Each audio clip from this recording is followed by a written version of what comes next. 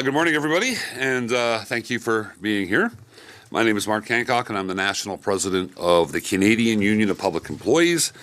We represent more than 800,000 workers from coast to coast to coast, delivering frontline public services all across the country.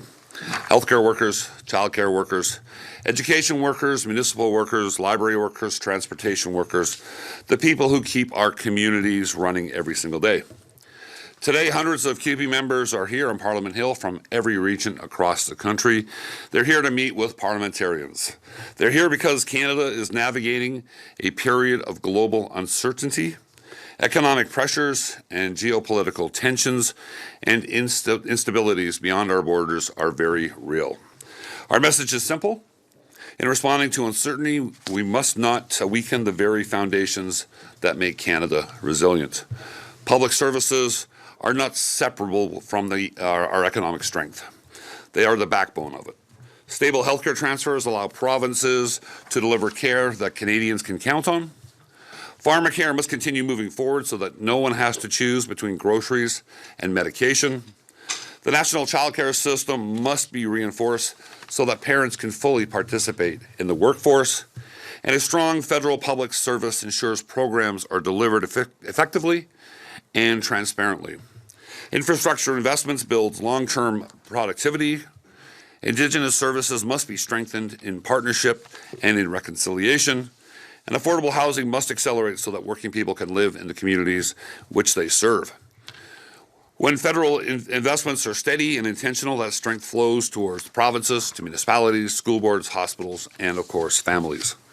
Public services are not simply line items to be managed in challenging times. They are how we weather those times. They're how seniors age with dignity. They're how families stay afloat. And there is a choice before us. We can respond to the global instability by shrinking public capacity, or we can respond by investing in the systems that hold this country together. History shows that austerity weakens economies. Strategic public investment strengthens them. When things that make us proud to be Canadian are tested, the answer is not to scale them back. It's to make them stronger. We cannot allow short-term pressures to erode public health care, to erode childcare, housing supports, and an infrastructure that define who we are as a country. And we must reject the reflex to default to tax cuts, to default to deregulation or privatization when Canadians need stability and public leadership. A strong social safety net is not a liability. It's a competitive advantage. That is the message that our members are bringing to the Hill this week. We must fight to build a country where you can access housing and basic services, and that those are seen as a human right. CUPE members know the crises and the realities facing our frontline public services because they are living them every single day. We're bringing that message to MPs and senators from all parties. Our healthcare and our childcare need stable and increased funding. We need real infrastructure we need real investment in public infrastructure, in public services, and in the workers who deliver them. Because strong public services are precisely how we build a more resilient economy and how we defend our Canadian sovereignty. They're how we make sure that this country works for people, not just the wealthy few. Standing up to Trump's threats is going to need to be more than just buying Canadian. The answer to American billionaires is never Canadian billionaires. Canadian grocery store CEOs are all too happy to price gouge Canadians on maple syrup while wearing a maple leaf hat. Our members are here with a clear message for parliamentarians. This is our opportunity to reshape the Canadian economy into something that truly works for people across the country. We must advance public solutions in key sectors like agriculture, like transportation, like infrastructure, and of course, natural resources. And we must diversify markets for Canadian products beyond the United States. We need to work together to build a stronger, more resilient Canada and a future for all of us to believe in. Thank you. Okay, good morning, everyone. Thanks so much for taking the time to be here with us this morning. My name is Candace Rennick. I'm CUPE's National Secretary-Treasurer. As Mark said, we represent 800,000 members from across the country. When CUPE members speak about public services, we're not just speaking as users of those services, and we're certainly not only speaking as voters. We are speaking as the frontline embodiment of those services.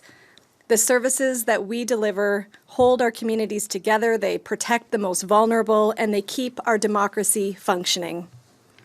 They are especially important in these dangerous times of insecurity and deepening financial hardships for far too many. They are essential to our economy, and without them, I think we can all agree that Canada would grind to a halt. Now, when people think about what makes our country so great, of course they're thinking about hockey.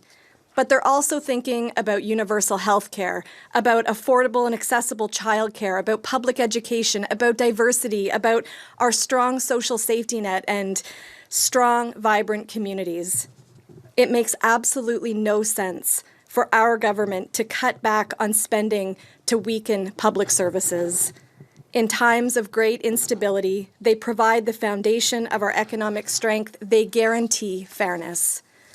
Every day, CUPE members undertake the important work of building our nation from the ground up in our emergency rooms and our long-term care facilities, in our youth homes, in assisted living facilities, addiction support centers, on our buses and ferries and airplanes and paratransit vehicles, in libraries and schools and universities and childcare centers, on city streets and rural roads and ambulances and garbage trucks and snowplows. Our members show up every day doing the real work that holds this country together. And it requires a strong national commitment from our federal government.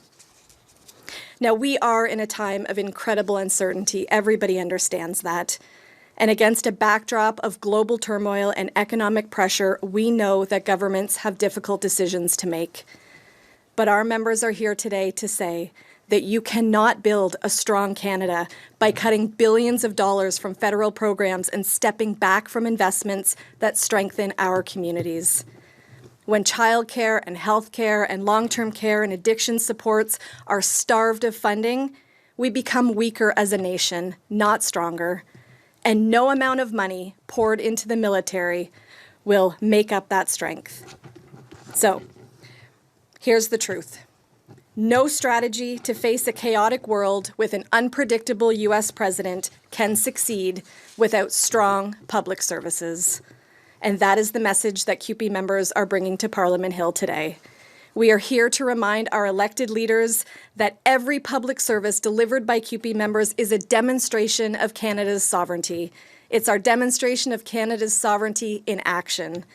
Any credible elbows-up strategy must be rooted in our shared commitment to universal health care, affordable quality childcare, and strong, vibrant, and resilient communities. And we are asking our elected representatives to work alongside us to not only protect, but expand the services that make this country so great. Thank you so much. Alors, bonjour tout le monde. Bonjour tout le monde. Alexandre Boulerice, député de Rosemont à Petite-Patrie avec le NPD et aussi porte-parole en matière de travail, entre autres choses. Ça me fait plaisir d'être avec vous ce matin et surtout d'être avec Mark et Candace pour cette semaine où les représentants, les militants-militantes du SCFP vont rencontrer les parlementaires. Et je veux renchérir aussi sur ce qui vient d'être dit. L'importance des services publics pour bâtir des communautés fortes, solides et durables. Des services publics pour aussi bâtir des communautés qui sont plus justes, plus équitables et plus au service de la population.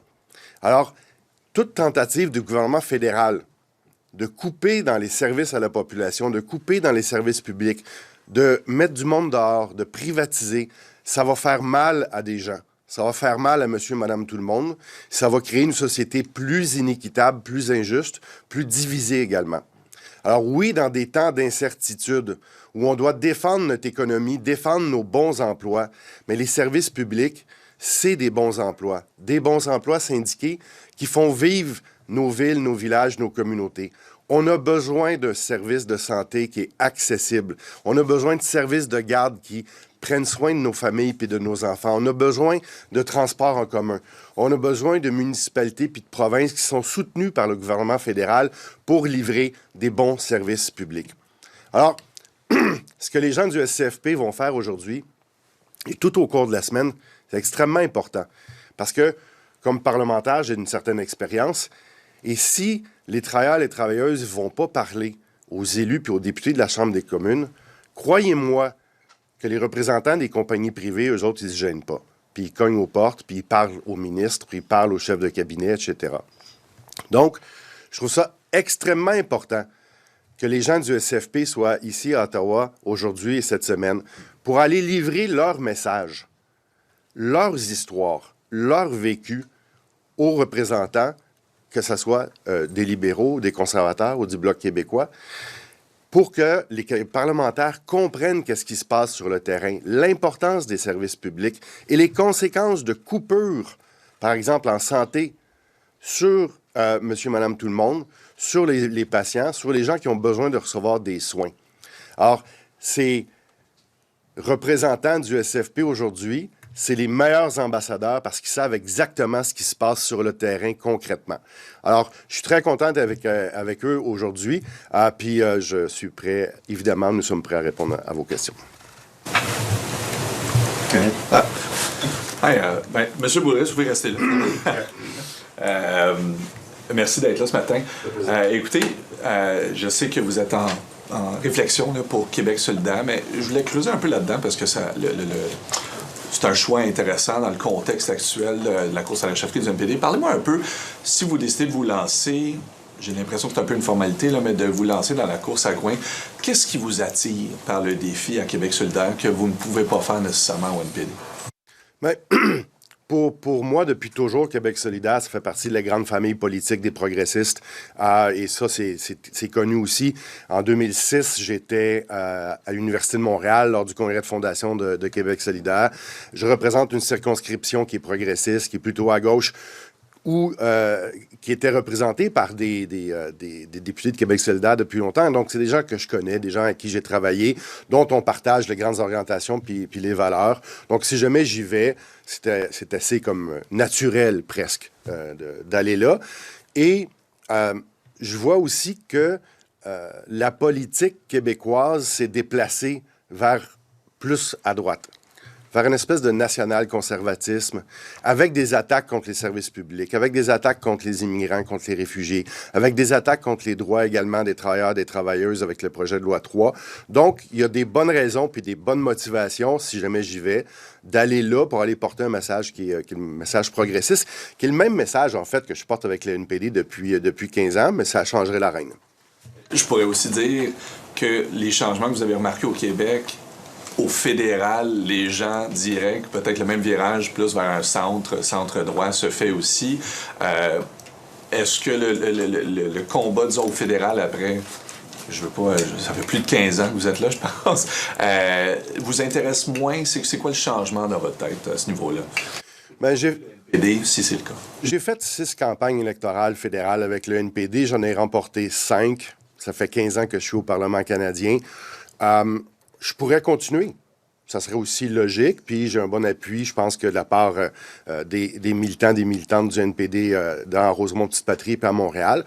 Mais il y a d'autres options. Puis cette option-là, ben, comme je vous disais tantôt, elle est un peu normale et naturelle. On verra dans les prochaines semaines. Mais êtes-vous vraiment souverainiste, M. Boulerice? Au référendum de 95, j'ai voté oui. C'est connu. C'est quelque chose de très assumé. Mais j'ai participé à l'aventure et je participe toujours à l'aventure d'être au Parlement canadien pour travailler avec des progressistes de partout dans la fédération. Et je trouve ça important que des Québécois progressistes aient leur place au Parlement canadien, puis puissent travailler avec des gens de gauche d'un peu partout. Je peux savoir, c'est quoi les enjeux présentement au cœur de votre réflexion? C'est quoi les pour et les contre? Qu'est-ce qui ferait en sorte peut-être que vous iriez pas, vous iriez? Est-ce que j'ai envie d'aller à l'Assemblée nationale? Est-ce que j'ai l'énergie? Est-ce qu'il y a des raisons familiales? Il y a des choses qui sont des réflexions plus personnelles, disons, qui pourraient jouer là-dedans. Mais une chose est certaine, c'est que ça n'a absolument rien à voir avec la course à la direction du NPD. Je vais être au congrès de Winnipeg. J'ai hâte qu'on ait un ou une nouvelle chef qui va avoir tout mon appui puis mon support suite à son élection. Donc, ce serait après la course. Une chose est sûre, c'est que là, on se va à Winnipeg, il va y avoir un nouveau chef du NPD, puis je vais travailler avec cette personne-là. Puis est-ce que vous... Oh, excusez, sorry, go ahead. Thank you. I mean, you've been an MP for 15 years, you just said. Yeah. Why are you considering a provincial run now? Why is this the moment? There's an opportunity. It's not the first time that, Québec solidaire have talked to me about that option. I'm thinking about it more seriously now than ever, maybe because, I won 5 consecutive elections in Rosemont, La Petite Patrie. I've been here for 15 years. I can continue, or maybe I can, go somewhere else and have new challenges. Is the current situation of the party, losing party status down to 7 MPs at all playing into that decision? You're the last Quebec MP left in the NDP, and you leaving would be a big loss for the party in that sense. Well, if you believe in the polls, if I make the move, I'm not making it because I'm opportunistic. Because if you look at the numbers of Québec solidaire, I'm not making a change if I do it because I will be a minister.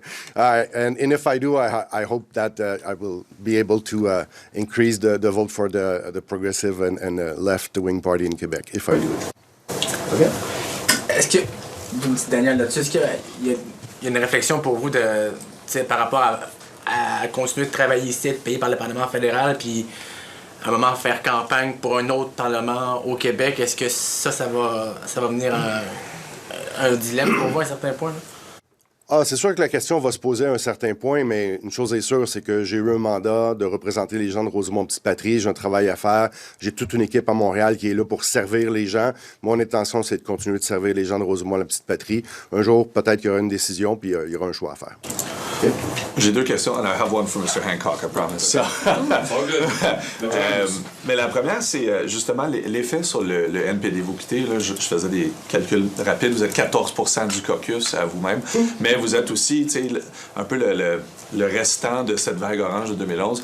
Le message pour le NPD, c'est sûr qu'il y a des gens qui vont regarder ça et vont dire, ils sautent d'un navire en état de difficulté, on va dire, à un autre navire en difficulté au provincial, mais peut-être moins pire. Donc, qu'est-ce que le message que ça lance aux gens sur l'état du NPD actuel, même en course à la chefferie en ce moment, vous en pensez quoi? Le message que je dis, que je répète et que je vais continuer à dire, c'est que c'est important d'avoir des progressistes dans l'ensemble des parlements. C'est important d'avoir des progressistes au municipal, au provincial, puis au fédéral. Et si j'ai un rôle que je peux jouer là-dedans, je le fais et je vais continuer à le faire, peu importe le scénario. Okay. Yes. Mr. Hancock, I had a quick question for you. I believe there's a handful of CUPE locals right now that are in negotiation of the law enforcement support group, and there might be a couple others. And I was just curious to hear you on, I know the big PSAC TBS negotiations are underway.